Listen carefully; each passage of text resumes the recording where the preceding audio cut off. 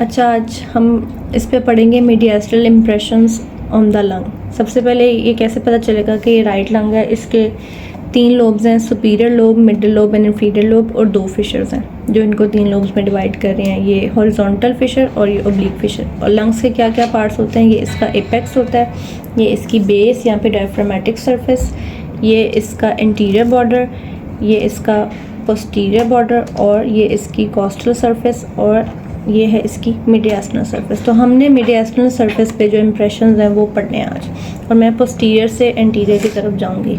ठीक है, ये वाली साइड पोस्टीरियर है, ये वाली साइड इंटीरियर है। तो सबसे पहले हम पोस्टीरियरली क्या चीज़ पढ़ी होती है, एसोफेगस। तो यहाँ पे जो इम्प्रेशन है वो एसोफेगस का है। उसके थोड़ा आगे जाएंगे तो यहाँ पे ट्रेकिया आ जाएगा।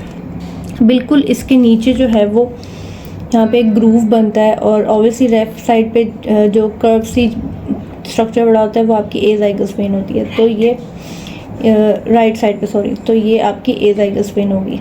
ठीक है, एजाइगस वेन आपकी पीछे पोस्टीरियरली सबसे यहाँ तक एक्सटेंड करेगी। ठीक है, और एसोफेगस ऊपर से कंटिन्यू करेगा और यहाँ आ जाएगा, और उसके इंटीरियरली क्या पड़ा होगा, पल्मोनरी लिगामेंट। ठीक है, तो ये एसोफेगस, ट्रेकिया, ग्रूव और एजाइगस वेन।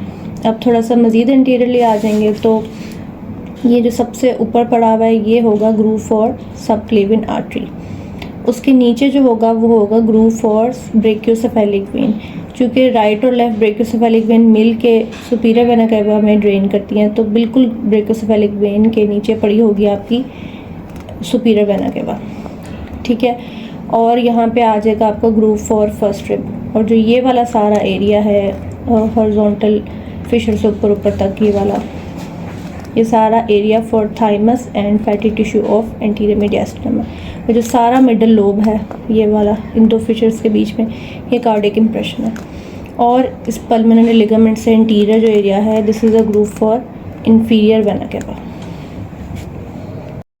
अच्छा, इसी तरह अब हम लेफ़्ट लंग की पढ़ेंगे। कैसे पता चल रहा है लेफ़्ट लंग है, ऑब्वियसली इसमें एक फिशर है जो कि ओब्लिक फिशर है, और 2 लोब्स हैं, सुपीरियर और इंफीरियर लोब। ठीक है, ये इसकी इंटीरियर बॉर्डर है, ये इसका पोस्टीरियर बॉर्डर है, ये इसकी एपेक्स है, ये इसकी बेस है, और ये कॉस्टल सरफेस, और ये वाली मीडियास्टर्नल सरफेस, और this is cardiac notch and the लिंगुला। Cardiac notch से आइडेंटिफाई भी कर सकते हैं हम कि ये लेफ़्ट लंग है।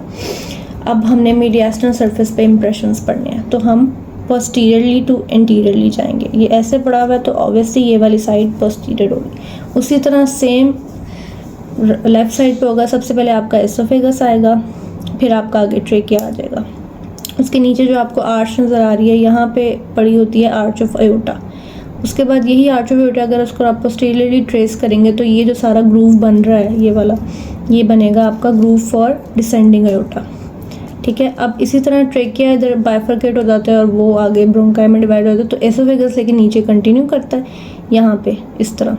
तो बिल्कुल क्या होगा कि डिसेंडिंग अयोटा से जो आगे स्ट्रक्चर पड़ा होगा वो नीचे ये वाले रीजन में वो आपका एसोफेगस होगा, और उसके इंटीरियरली पल्मोनरी लिगामेंट पड़ा होगा। राइट साइड पर भी यही था कि एसोफेगस के आगे पल्मोनरी लिगामेंट था और पीछे एजाइगस वेन थी। यहाँ पे इसके इंटीरियरली पल्मोनरी लिगामेंट ही है, लेकिन पीछे इसके डिसेंडिंग अयोटा पड़ी हुई है। अब थोड़ा मज़ीद इंटीरियरली आ जाएंगे तो ये इसी तरह यहाँ पे होगा groove for left subclavian artery. फिर थोड़ा आगे आएंगे तो groove for left brachiocephalic when. ठीक हो गया। अब क्या करेंगे, इसकी ये जो बिल्कुल इस एरिया पे आपकी ग्रूव फॉर फर्स्ट रिब आ जाएगी। और जो इसी तरह ये वाला जो सारा एरिया था, ये जो एक बड़ा सा एरिया है दोनों साइड्स पे इंटीरियरली, वो area for thymus and fatty tissue. ठीक है, उसके बाद जो इसी तरह जो इंटीरियरली और सुपीरियरली जो दोनों साइड्स पे एरिया है वो एक ब्रॉड सा एरिया है, that is area for thymus and fatty tissue of interior mediastinum. उसके बाद जो आपको डिप्रेशन मिलता है वो कार्डिक इम्प्रेशन होता है। ये वाला सारा आपका कार्डिक इम्प्रेशन है। और बस ये पल्मोनरी लिगामेंट है, ये हाइलम है।